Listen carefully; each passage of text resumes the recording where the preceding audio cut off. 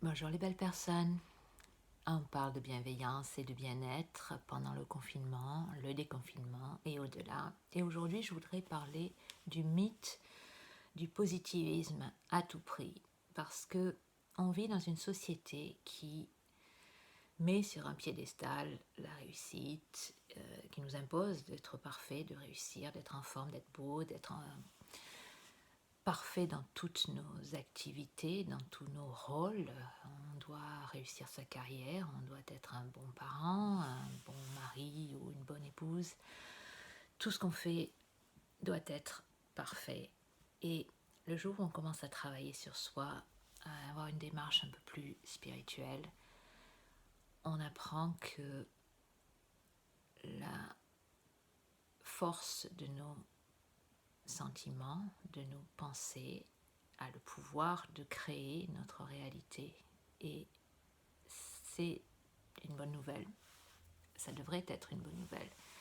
Le problème, c'est que la plupart du temps, la seule chose qu'on en retient, c'est que nos pensées risquent de créer notre futur. Donc, il ne faut plus jamais avoir une pensée négative, il ne faut plus jamais avoir un sentiment négatif. Et si jamais il nous arrive des choses désagréables, c'est parce qu'on a échoué, parce qu'on n'a pas pensé comme il fallait, parce qu'on n'a pas créé ce qu'il fallait. Et beaucoup de gens ont cette réaction et se retrouvent encore plus stressés qu'avant, encore plus accablés parce que forcément c'est impossible de ne jamais avoir de pensées négatives. On ne contrôle pas ses pensées ni ses sentiments, ce sont des choses qui nous viennent tout naturellement et qui sont censées nous servir. Ce sont des messages de notre inconscient. Notre corps aussi nous envoie des messages. Quand on tombe malade, ça veut dire en général qu'on a besoin de se reposer, ça veut dire qu'on est trop stressé, ça veut dire que on a besoin de faire une pause, peut-être de travailler un peu moins, peut-être de changer complètement de travail parce que c'est pas le bon et c'est pour ça qu'on se sent mal. Quand on a un accident, une blessure, alors qu'on était en train de se rendre à un rendez-vous professionnel ou une activité qui ne nous faisait pas vraiment envie, c'est quand même un signe qu'on aurait mieux fait de ne pas prendre cette décision. Donc il arrive sans arrêt des choses comme ça qui nous montrent qu'on s'est forcé à faire ce qui est mauvais pour nous et qu'on le sait. Et notre corps nous envoie ces messages, mais notre esprit aussi, quand on se sent mal, quand on est en colère, quand on est triste, il y a toujours une raison pour ça. Et en ce moment, on est encore plus souvent en colère, triste, effrayé. Pour ceux qui sont déconfinés, on a encore plus peur qu'avant, parce qu'on est exposé de nouveau, alors qu'on était à l'abri pendant quelques semaines.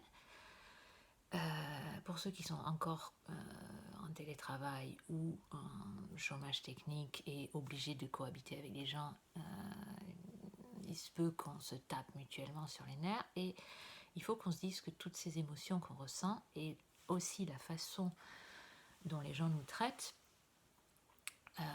veulent nous dire quelque chose. Les relations avec les autres, les comportements des autres vis-à-vis de nous en général sont exactement les miroirs de notre dialogue intérieur. Quand quelqu'un est désagréable avec nous, il y a des chances que on soit aussi en train de s'envoyer des critiques, d'être négatif, de se faire des reproches et de se traiter très mal soi-même. Si on attire systématiquement des partenaires qui vont nous traiter comme une carpette, il y a des chances qu'on soit le genre de personne qui pense au fond qu'on ne mérite pas d'être aimé et le genre de personne qui ne s'aime pas elle-même. Donc il faut commencer par avoir plus de respect, de gentillesse, de bienveillance envers nous-mêmes si on veut attirer des expériences positives avec les autres personnes. Et il faut qu'on profite de cette période pour écouter tout ce que notre esprit, tout ce que notre corps nous disent et pour en tirer les leçons. On ne va pas éviter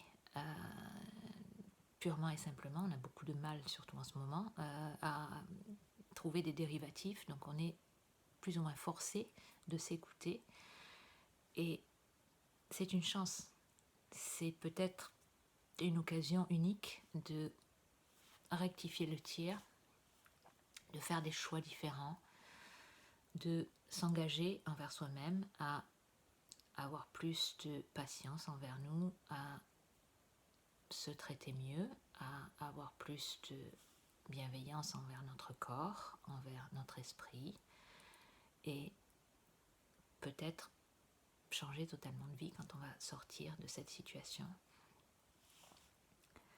C'est tout pour aujourd'hui. Prenez soin de vous et à très très bientôt.